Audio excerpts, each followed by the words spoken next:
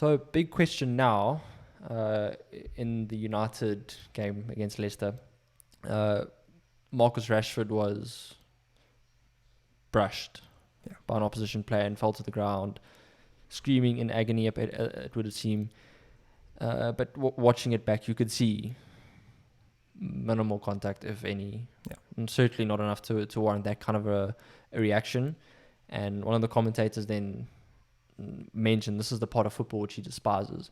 And obviously diving has been around for ages, and it's very subjective to say, did he dive, did he not? But sometimes there are clear-cut cases where a player dives, and obviously that's when VAR will make that kind of decision as well.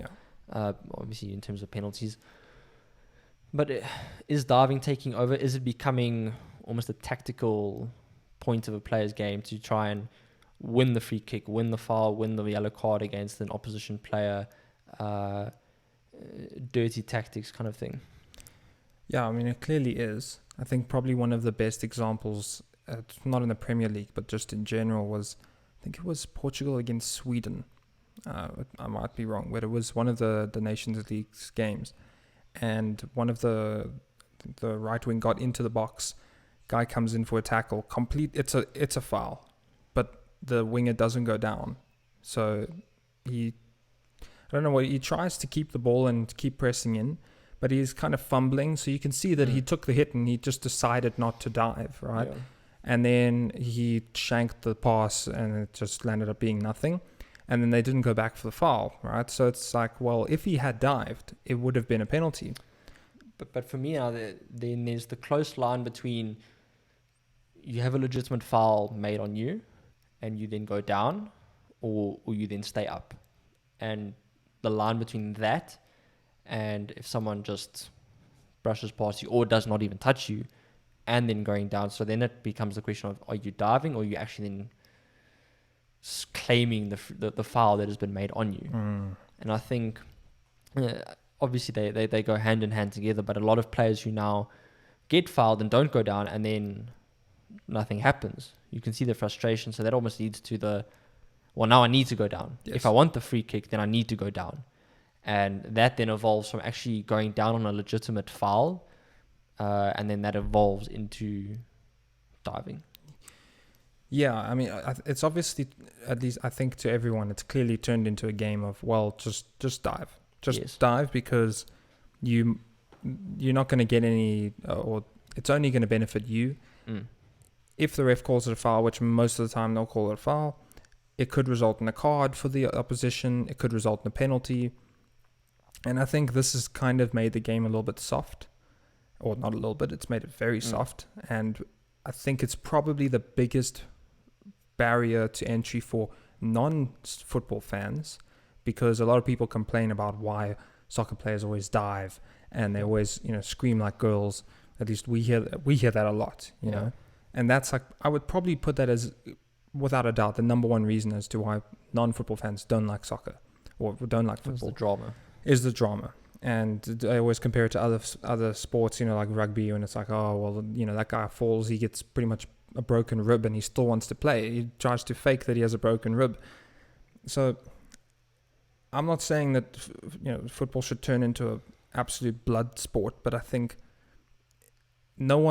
there's nothing better than seeing a clean game of football that just flows and there's not much, the more the whistle's being blown, it just makes it slower and it's harder to watch. So the quality of football goes down. Yes.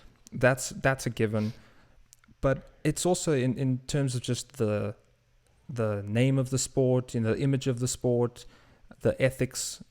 There's a whole bunch of other aspects around it that I think it just tears down, and it really looks bad, because you have this whole generation of people that are watching these football players that dive and will complain about anything, just to spite the opposition, not because it's actually an honest foul. Yeah. So that's my little gripe with it. But I think in terms of the how this affects the game in terms of productivity and the ref's job, I think it also makes things a little bit more difficult. It does. I think, it's one thing to be a ref and you have an understanding of the rules of football and how that works and all of that. And it's now a completely different thing, because now it comes down to the ref's ability to judge a person's character and their actions on a personal level. So it's not clear cut, okay, that was a foul, studs up, yellow card or whatever it may be. Now it's, you went down a bit easy. Maybe I'll go take a look at the monitor, see if it was a penalty, wasn't a penalty, whatever it may be. So I think now it adds a new level of complexity to the concept of refereeing. Yeah.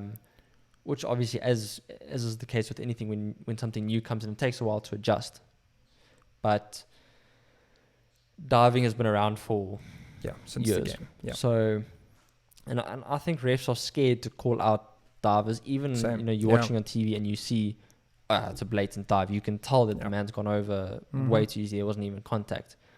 But for a ref to say something like that, maybe it's a bit tough. I don't know. But it's interesting because I wonder what would the repercussion be if the ref gave too many yellow cards, right? Like, let's say that he called fouls that were not fouls. And is there any kind of repercussion that after the game they say, listen, that was a bad performance. You called too many fouls that were not fouls, right? Now swing that the other way and say, well, you didn't call enough. You called too many fouls that were not fouls. Like, why are you not penalizing from the other direction and saying you are basically just being too soft? So, it's I think personally, my opinion on this is that a potential solution would just be, if the player goes down, it's one of two options. It's either a foul against the player that supposedly fouled, or it's a foul against the person that's diving. Yes. And I think there has to be some sort of stricter punishment on players that dive, particularly in the penalty box. If you go down, it should, and because you know how you can see when a player is claiming the foul. We can all see that. You can tell. If the ref is judging that the player is claiming the foul and he determines that it's not a foul, then it's a yellow card. It should be that simple, because if it was the other way around, it would be a yellow card for the defender. Of course. So you're trying to cheat the game. You're trying to cheat the ref, cheat the opposition team. And it just doesn't look good, I think, when a team wins by a goal that they shouldn't have scored, or a penalty they shouldn't have scored. So... and that's obviously one of the things that VAR was introduced to root out, was those kind of mistakes. But I don't think it's doing its job. I think refs and the TV refs, I think they're a bit too shy still to actually award yellow cards for diving. I mean, yes, you see it every now and again. A ref will whip out the yellow card for someone diving, but that might be one yellow card in a game for diving, where there might be 3, 4, 5 incidents of diving in the game, but only one punishment. So I think it comes down to the subjective nature of it, of having to determine from your personal side, I think that player dived. Because there's obviously...